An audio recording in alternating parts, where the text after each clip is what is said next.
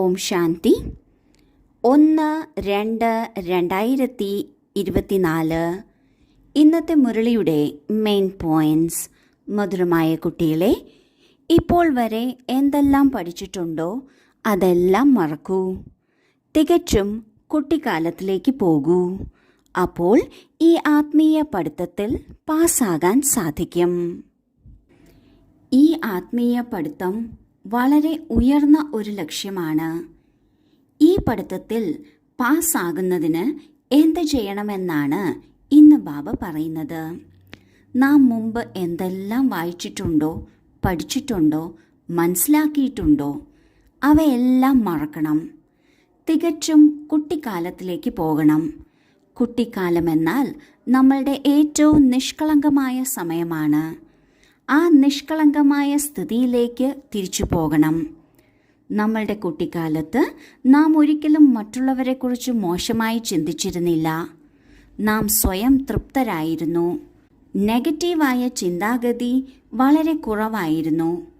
ആ ഒരു സ്ഥിതിയിലേക്ക് തിരിച്ചെത്തുമ്പോഴാണ് നമ്മൾക്ക് ഈ ആത്മീയ പഠിത്തത്തിൽ മുന്നേറാൻ സാധിക്കുന്നത്. ചോദ്യം: ഏത് കുട്ടികൾക്കാണോ ദിവ്യബുദ്ധി ലഭിച്ചിട്ടുള്ളത് അവരുടെ അടയാളം എന്തായിരിക്കും? ഉത്തരം: ആ കുട്ടികൾ ഈ പഴയ ലോകത്തെ ഈ കണ്ണുകൾ കൊണ്ട് കണ്ടുകൊണ്ടും കാണാതിരിക്കും. അവരുടെ ബുദ്ധിയിൽ സദാ ഉണ്ടാകും, ഈ പഴയ ലോകം നശിച്ചു തന്നെ പോയിരിക്കുകയാണ്. ഈ ശരീരവും പഴയതും തമോ പ്രധാനമാണ്. അപ്പോൾ ആത്മാവും തമോ പ്രധാനമാണ്. ഈ ആത്മാക്കളോട് എന്ത് പ്രീതി വയ്ക്കാനാണ്? ഇങ്ങനെ ദിവ്യബുദ്ധിയുള്ള കുട്ടികളോടാണ് ബാബയ്ക്കും പ്രീതി ഉണ്ടാകുന്നത്. ഇങ്ങനെയുള്ള കുട്ടികൾ തന്നെയാണ് ബാബയുടെ ഓർമ്മയിൽ നിരന്തരം ഇരിക്കാൻ സാധിക്കുന്നത്, സേവനത്തിലും മുന്നേറാൻ സാധിക്കുന്നത്. ദിവ്യബുദ്ധി എന്നത് നാം ജ്ഞാനത്തിൽ വരുമ്പോൾ, ബാബയെ തിരിച്ചറിയുമ്പോൾ തന്നെ നമ്മൾക്ക് വരദാനമായി ലഭിക്കുന്നതാണ്. എന്നാൽ ഈ ദിവ്യബുദ്ധിയെ നാം എത്രത്തോളം നമ്മുടെ ജീവിതത്തിൽ ഉപയോഗിക്കുന്നുവോ അത്രയുമായിരിക്കും നമ്മൾക്ക് ദിവ്യബുദ്ധിയിൽ വിശ്വാസം വരുന്നത്. അങ്ങനെ വിശ്വാസമുള്ള ദിവ്യബുദ്ധിയുള്ള കുട്ടികളുടെ അടയാളമാണ് അവർക്ക് ഈ പഴയ ലോകത്തിനോടോ ഈ പഴയ ലോകത്തിലുള്ള ആത്മാക്കളോടോ പ്രീതി ഉണ്ടാകില്ല. കാരണം ലോകവും തമോ പ്രധാനമാണ്, ആത്മാക്കളും തമോ പ്രധാനമാണ്. ഈ തമോ പ്രധാനമായ ലോകത്തിൽ നിന്ന് മനസ്സ്, ഹൃദയം ഉപരിയായിരിക്കും. അങ്ങനെയുള്ള കുട്ടികളോടാണ് ബാബയ്ക്കും സ്നേഹം വരുന്നത്. ഇങ്ങനെ വിരക്തിയുള്ള കുട്ടികൾക്ക് തന്നെയാണ് ബാബയുടെ ഓർമ്മയിലിരിക്കാൻ സാധിക്കുന്നത്. ഇങ്ങനെയുള്ള കുട്ടികൾ സേവനത്തിലും മുന്നേറിക്കൊണ്ടിരിക്കും. ധാരണയ്ക്കുള്ള മുഖ്യസാരം: 1. ആത്മീയ പഠിത്തത്തിൽ സദാ ബിസിയായിരിക്കണം. ഒരിക്കലും നോവൽസ് തുടങ്ങിയവ വായിക്കുന്ന മോശമായ ശീലം ഇടരുത്. ഇപ്പോൾ വരെ എന്തെല്ലാം വായിച്ചുവോ അവയെ മറന്ന് ബാബയെ ഓർമ്മിക്കണം. 2. ഈ പഴയ ലോകത്തിൽ സ്വയം അതിഥിയാണെന്ന് മനസ്സിലാക്കിയിരിക്കണം. ഇതിനോട് പ്രീതി വയ്ക്കരുത്, കണ്ടുകൊണ്ടും കാണാണ്ടിരിക്കണം. ആദ്യത്തെ പോയിന്റിൽ ബാബ പറയുന്നു, ഈ ആത്മീയ പഠിത്തത്തിൽ തന്നെ ബിസിയായിരിക്കണം. ഒരിക്കലും ആവശ്യമില്ലാത്ത കാര്യങ്ങൾ നാം വായിച്ച് അത് ബുദ്ധിയിലേക്ക് കയറ്റരുത്. പ്രത്യേകിച്ചും ഇന്ന് ബാബ നോവൽ വായിക്കുന്ന ശീലത്തെക്കുറിച്ചാണ് പറയുന്നത്. ഇതൊരു വളരെ മോശമായ ശീലമാണ്. ഒരിക്കൽ നാം ഈ ശീലം തുടങ്ങിയാൽ പിന്നെ ഇതിനെ മാറ്റിയെടുക്കുന്നതിന് ബുദ്ധിമുട്ടാണ്. അതിനോടൊപ്പം എന്താണോ വായിക്കുന്നത് അത് നമ്മളുടെ ബുദ്ധിയെ ക്ഷയിപ്പിച്ചുകൊണ്ടിരിക്കും.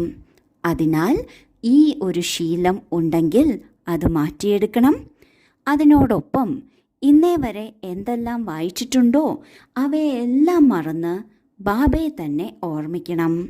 കാരണം ബാബയുടെ ഓർമ്മയ്ക്ക് മാത്രമേ ആ ശ്രേഷ്ഠമായ സുഖം നൽകാൻ സാധിക്കുകയുള്ളൂ. അതൊരിക്കലും വിനാശിയായ ഒരു ശീലത്തിൽ നിന്ന് ഉണ്ടാകില്ല. രണ്ടാമത്തെ പോയിന്റിൽ ബാബ പറയുന്നു, ഈ ലോകത്ത് നാം അതിഥികളായിയാണ് വന്നത്. ഇനി നമ്മൾക്ക് തിരിച്ചു പോകാനും സമയമായി. അതിനാൽ അതിഥിയാണെന്ന് മനസ്സിലാക്കി നിൽക്കണം.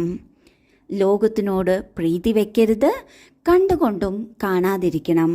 കാരണം അണയാൻ പോകുന്ന തീ ആളിക്കത്തും എന്ന് പറയുന്നത് പോലെ തീരാറായ ഈ ലോകം അതിൻ്റെ മുഴുവൻ ആർഭാടവും ഇപ്പോൾ കാട്ടും. ആ ആർഭാടങ്ങളിൽ നമ്മളുടെ മനസ്സ് പെട്ടുപോകരുത്. അതുകൊണ്ടാണ് ബാബ പറയുന്നത്, കണ്ടുകൊണ്ടും കാണാണ്ടിരിക്കണം. വരദാനം: ധൈര്യത്തിൻ്റെയും ഉത്സാഹത്തിൻ്റെയും ഉന്മേഷത്തിൻ്റെയും ചിറകുകളിലൂടെ പറക്കുന്ന കലയിലേക്ക് പറന്നുയരുന്ന തീവ്ര പുരുഷാർത്ഥിയായി ഭവിക്കട്ടെ. പറക്കുന്ന കലയുടെ 2 ചിറകുകളാണ് ധൈര്യവും ഉത്സാഹ ഉന്മേഷവും. ഏത് കാര്യത്തിലും സഫലത പ്രാപ്തമാക്കുന്നതിന് ധൈര്യവും വേണം, ഉത്സാഹ ഉന്മേഷവും തീർച്ചയായും വേണം. എവിടെ ഉത്സാഹവും ഉന്മേഷവും ഇല്ലയോ അവിടെ ക്ഷീണമുണ്ടാകുന്നു. ക്ഷീണമുണ്ടെങ്കിൽ ഒരിക്കലും സഫലമാകില്ല. ഇപ്പോഴത്തെ സമയമനുസരിച്ച് പറക്കുന്ന കലയല്ലാതെ ലക്ഷ്യത്തിലെത്തിക്കാൻ മറ്റൊന്നിനും സാധിക്കില്ല. എന്തുകൊണ്ടെന്നാൽ പുരുഷാർത്ഥം 1 ജന്മത്തേക്കാണ്, പ്രാപ്തി 21 ജന്മത്തേക്കല്ല, മുഴുവൻ കൽപ്പത്തിലേക്കുമാണ്. അതിനാൽ സമയത്തെ തിരിച്ചറിഞ്ഞ് സ്മൃതിയിൽ വയ്ക്കുകയാണ് എങ്കിൽ പുരുഷാർത്ഥം സ്വാഭാവികമായും തീവ്രഗതിയിലുള്ളത് ആയിത്തീരും. ഈ സംഗമയുഗം വളരെ വളരെ മൂല്യമേറിയ സമയമാണ്. എന്തുകൊണ്ടെന്നാൽ നാം ഇനി വരാൻ പോകുന്ന മുഴുവൻ കൽപ്പത്തിലേക്കുമുള്ള പുരുഷാർത്ഥം ചെയ്യുകയാണ്. 21 ജന്മത്തേക്കെന്ന് പ്രത്യേകിച്ച് പറയുന്നതാണ്, പക്ഷെ പൊതുവെ മുഴുവൻ കൽപ്പത്തിലേക്കുമാണ്. ഈ സംഗമയുഗം അവസാനിക്കാറായിരിക്കുകയാണ്. നമ്മൾ ഓരോരുത്തരും ജ്ഞാനത്തിൽ വരുന്നത് തന്നെ അവസാന ഘട്ടത്തിലാണ്. ഇത്രയും ചെറിയ സമയത്ത് ഇത്രയും വലിയ കാര്യം ചെയ്തു തീർക്കുന്നതിന് തീർച്ചയായും പറക്കുന്ന കല ആവശ്യമാണ്. പറക്കുന്ന കലയെന്നാൽ അത് ധൈര്യത്തിലൂടെയും ഉത്സാഹ ഉന്മേഷത്തിലൂടെയുമാണ് ഉണ്ടാകുന്നത്. ഏത് കാര്യത്തിലും ധൈര്യമുണ്ട്, ഉത്സാഹ ഉന്മേഷവുമുണ്ട് എങ്കിൽ തീർച്ചയായും നാം സഫലമാകുന്നു. നമ്മുടെ ലക്ഷ്യത്തിൽ എത്തിച്ചേരുന്നതിന് ഈ 2 കാര്യങ്ങളും അത്യാവശ്യമാണ്. അതിനാൽ ഈ സമയത്തിൻ്റെ മഹത്വത്തെ ബുദ്ധിയിൽ വയ്ക്കുകയാണ് എങ്കിൽ പുരുഷാർത്ഥം സ്വാഭാവികമായും തീവ്രഗതി ആകും.